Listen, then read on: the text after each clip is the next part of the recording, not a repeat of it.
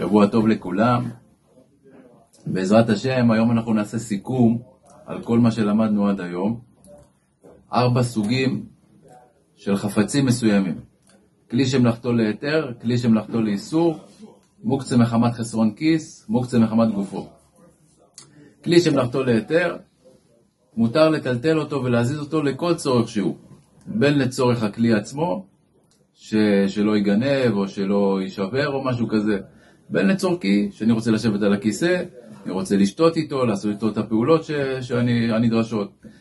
זה כלי שמלאכתו להיתר. אבל אם זה לא לצורך בכלל, סתם להזיז אותו, בלי שום תועלת, זה יהיה אסור. אבל אם זה לצורך, כל צורך שיהיה מותר. כלי שמלאכתו לאיסור, אם זה לצורכי מותר, אם זה לצורך הכלי אסור.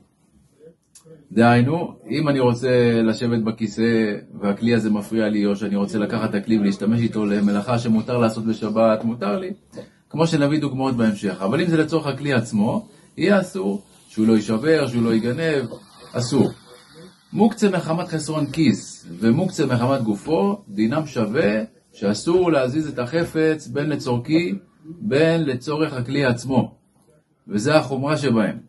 זאת אומרת, הם הכי חמורים בסוגי המוקצה שלמדנו עד עכשיו.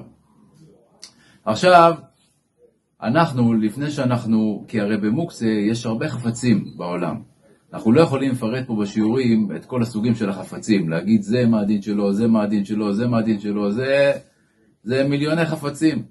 לכן אנחנו נותנים כללים, ובן אדם צריך לדון בעצמו כל חפץ שהוא רואה בשבת, אז הוא צריך ישר לקשר את זה. זה מה זה? זה כלי שמלאכתו להיתר, זה כלי שמלאכתו לאיסור, זה מוקצה מחמת גופו, מוקצה מחמת חסרון כיס, צריך לדעת, בן אדם מעצמו צריך לדעת. לא כל חייב לדעת, לפעמים יש דברים שאולי קשה לדעת את ההגדרה שלהם, אז אפשר להתייעץ עם רב, אבל באופן כללי כל בן אדם יכול לדעת, אם הוא יודע את הכללים, כל חפץ הוא יודע לשייך אותו לאיזה הגדרה הוא שייך, ולפי זה הוא ידע לאיזה צורך מותר לטלטל ולהזיז אותו. בשיעורים הבאים, אם ירצה השם, ניתן כמה דוגמאות, אף על פי שבן אדם צריך מעצמו לדעת, ניתן כמה דוגמאות בשביל לעזור לאדם שיוכל להכיר איך להגדיר את כל חפץ למה הוא שייך, ולדעת אם מותר לטלטל אותו או אסור לטלטל אותו. שיהיה שבוע טוב, חזקו ואמצו.